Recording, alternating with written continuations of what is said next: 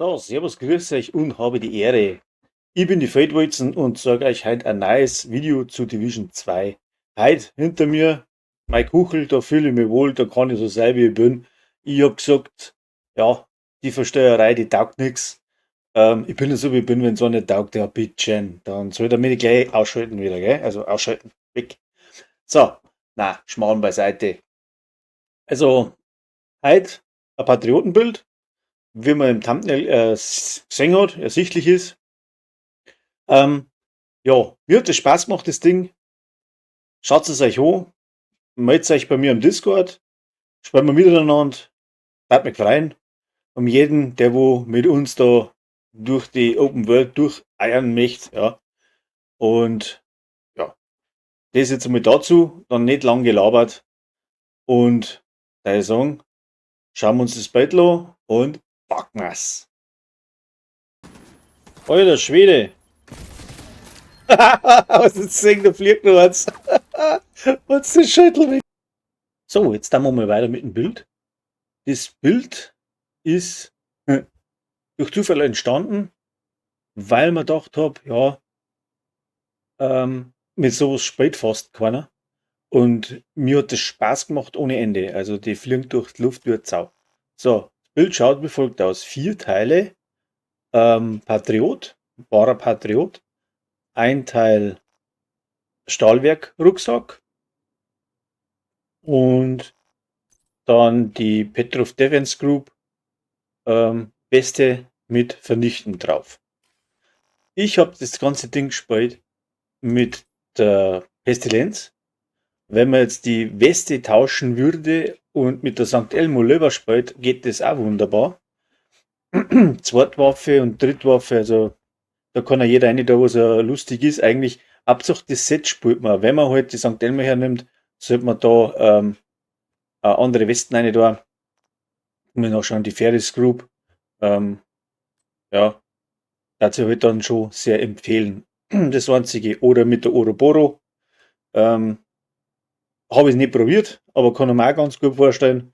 Ist man halt dann sehr nah dran und macht dann nicht so viel Sinn. Also ich würde halt sagen, St. Elmo oder Pestilenz hernehmen. Das ist eigentlich das Beste. Wird St. Elmo habe ich auch probiert. Aber jetzt sagen wir mal zuerst mal weiter. Ich habe drin den Zerstörungsexperten mit dem Granatwerfer. Hat den Effekt, dass er Explosionen nochmal fördert, also praktisch, dass die Explosionen verstärkt. Und Explosionen dankt da nichts. Also einmal alle 60 Sekunden dürfen sie treffen, dann bleibst du in Deckung und haut's da nicht raus. Deswegen habe ich jetzt den genommen. Ich habe es auch probiert mit der Minigun. Ähm, ja, schießt schneller, ladet schneller, oh, jetzt dritte Mal. Und das Magazin ist ein bisschen größer. Ja, braucht man nicht wirklich. So, der Body Patriot Maske. Waffenschaden, Chance auf kritische Treffer und nochmal Chance auf kritische Treffer, wie man sagt, ich habe es noch nicht ganz ausgerollt. Ist jetzt halt so wie ich spiele gar nicht so arg wichtig. Vor allem wenn man mit der Pestilenz spielt, weil die Ticks von der Pestilenz haben nichts mit der Chance auf kritische Treffer zum tun, sondern bei der Pestilenz geht es nur um reiner Waffenschaden, da kann man die Ticks erhöhen. Ja, wie gesagt, das ist, ich zeige es euch nachher, da fliegen sie alle durch die Luft, eben durch die generierten Explosionen. Warum Explosionen? So, der wahre Patriot, der macht folgendes. 2 Teile ergeben 30% Kapazität Munition und 30% Magazingröße bei 3 Teilen. Und bei 4 Teilen hat man da das Rot-Weiß-Blau, also die Fahne, ja. Und das macht jetzt, also muss ich vorlesen, Rot verstärkt den Schaden, verstärkt den vom Gegner erlittenen Schaden um 8%. Weiß getroffene Gegner stellen jede Sekunde 2% der Rüstung des angreifenden Agenten wieder her. Dann Blau verringert den durch den Gegner verursachten Schaden um 8%. Also das heißt, Rot, ich schieße auf den Gegner, 8% erhöht der Schaden. Weiß, weiß markiert ist, kriege ich jede Sekunde 2% der Rüstung des angreifenden Agenten zurück. also von mir praktisch wieder. Und dann blau verringert den Schaden, den Gegner verursachen um 8%. Ist auch nicht schlecht, weil ich dann um 8% wieder geschützt bin. Also nicht so viel Schaden einfangen. Und die ganze Fahne, wenn drauf ist, erzeugt dann eine Explosion, wenn man den umbringt, im Umkreis von 5 Meter. Und der Schaden skaliert in der Höhe von der Rüstung, was man hat, und der Lebensenergie, was man hat. Also ich habe es probiert, Explosionsschaden, Verstärkung bringt bei dem Ding gar nichts. Also das bleibt unbeeinflusst. Ja. Wenn man jetzt 6 Teile Rüstung hat, dann ist der Explosionsschaden am allerhöchsten. Und natürlich, wenn man jetzt Teile drin hat, die wo die Lebensenergie nur in T schrauben, dann noch größer, ja. Ähm, ist aber dann nicht so stark. Also Pestilenz wird da recht schwach dann, ehrlich gesagt. Und die Ticks werden auch schwächer. Jetzt haben wir halt dazu entschieden, dass ich nur 2 blaue Teile drin habe und dann 5 rote, oder? 1, 2, 3, 4, nein, 4 rote. Entschuldigung. 4 rote. Spielen tue ich das mit den Clusterminen und mit dem Geschütz, also der Artilleriegeschütz. Es ist ein bisschen tricky mit dem zum Spielen, da muss man sich dran gewöhnen, weil er braucht ein bisschen, bis er abfeuert. Und alles, was er trifft, die explodieren und wenn der Statuseffekt blutende Wunde an. Kommt man dann vielleicht einmal probieren mit einem anderen Teil zum Spielen, mit einem anderen LMG. Blutbad vielleicht, ja, die macht mehr Schaden, wenn Gegner perfekter Sadist verstärkt den Waffenschaden gegen blutende Gegner um 25%, hätte dann auch noch mehr Schaden. Ja, wie jeder lustig ist, einfach einmal probieren. Ja, dann zu dem Ganzen, da habe ich Palisaden Stahlwerk drin als Rucksack mit dem Talent Schleichender Tod. Jeder Statuseffekt verteilt sich dann auf die ganzen Gegner, wo sie im Umkreis von 8 Meter um das Ziel rundum sitzen. Palisaden Stahlwerk deswegen, weil man dann 10% Rüstung durch Kills hat. Weil man nicht recht viel Rüstung, ich habe jetzt 1,1 Millionen Rüstung, kann man ein bisschen in den Tee schrauben, wenn man die Expertise in den Tee schraubt, da verliert sie nicht, aber ein bisschen repariert sie dann schon noch. Und ja, ich habe mir das Nummer, ich habe es jetzt nur, ja, eigentlich gar nicht stark umgerollt, das Ding. Da ist Rüstung drauf, da ist Fertigkeitsschaden drauf, Schaden durch kritische Treffer und Chance auf kritische Treffer, dass man ein bisschen an Schaden aushaut. Bei den Handschuhen ist das gleiche, Schaden durch kritische Treffer umgerollt auf Rot. Dann die Knie habe ich lassen. Da ist Rüstung drauf und Chance kritische Treffer. Und auf dem Holster Schaden durch kritische Treffer, Waffenschaden draufgerollt. Und ja, die Petrov Defense Group Weste, die kennt mittlerweile eh schon jeder.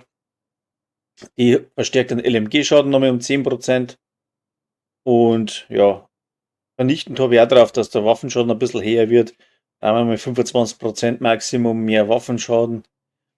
Ja, wie gesagt, ich habe es jetzt einmal so probiert. Funktioniert, sämtliche Variationen habe ich schon probiert. Das macht am meisten Spaß. Ist jetzt kein Meta irgendwo spielt, aber wie gesagt, ich zeige es euch jetzt an meinem Schießstand und spiele dann nochmal was ein, wie ich es live gespielt habe. Und wie gesagt, funny ohne Ende. Heroisch mit 3 Direktiven oder Summit mit 6 Direktiven oder nur mehr, überhaupt kein Problem.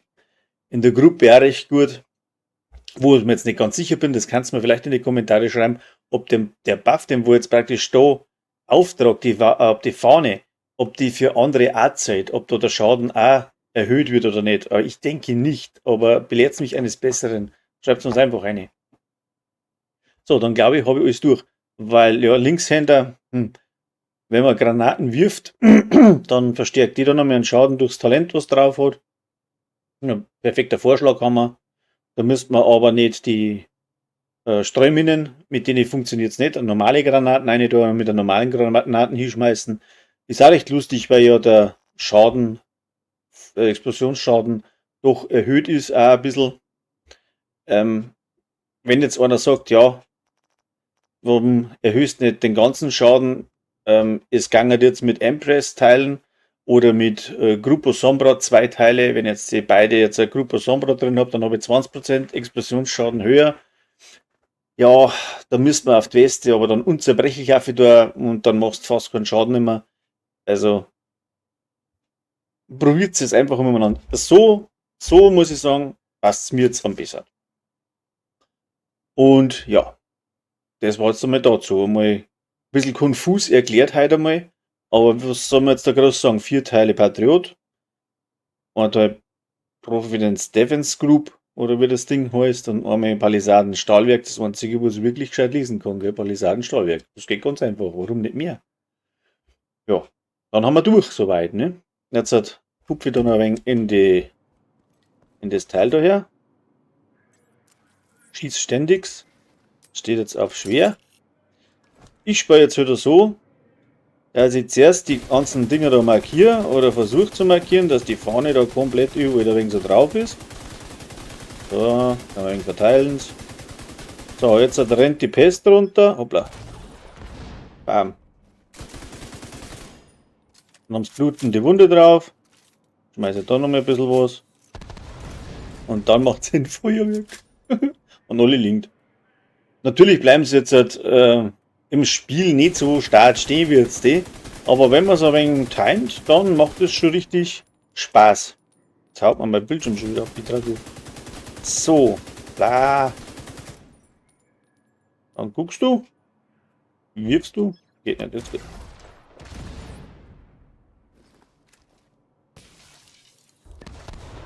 Das macht einfach so guten Spaß. So, bang. So, der Schaden von dem ganzen Ding ist jetzt nicht der Burner. Man spielt halt da mit den Talenten und mit den Fertigkeiten, was man so hat. Wie gesagt, Fun-Bild, aber echt mit viel zum, ja, eigentlich alles zum Spielen, was ich in der Open World so gefunden habe. Dark Zone vielleicht auch, aber in der Dark Zone müssen wir das Bild ein bisschen umschreiben, da müsst tatsächlich dann mit der St. Elmo spielen, alles auf Chance und Crit und dann vielleicht, ja, das Bild tue ich vielleicht auch noch mal eine. Es würde schon funktionieren, aber wenn man sagt, so viel Schaden machen wir jetzt da nicht. 400 ungefähr pro Bullet, wenn das in T gestackt ist, da die Gaude. Ja. Treffer müsste dann auch was.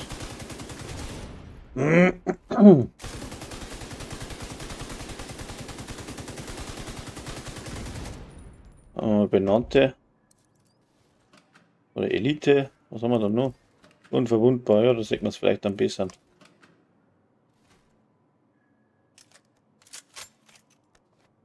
Da, man hat halt da 130 Schuss drin, was die normal hat 100. Jetzt wenn man halt da Minigun drin tut, dann blastet die halt ein wenig schneller. Aber wenn man sieht, der Schaden hält sich echt in Grenzen, ja. Wenn der nicht umfällt, dann macht es auch nicht bumm. So, soweit jetzt einmal zu mir, zum Bild. Ist jetzt ein wenig durcheinander gewesen, aber zu mir hat man gesagt, ich soll so sein, wie ich bin, und jetzt schneidet jetzt Fleiß nichts mehr. Und ja, verreden ist menschlich, ja. Also, bleibt's dran. Ich zeige euch das noch in der Open World, was ich gemacht habe. Oder wie ich gespielt habe, mal kurz noch. Und ja, baut es noch, wenn es euch gefällt. Und ja, dann bis zum nächsten Thema, Video. Servus.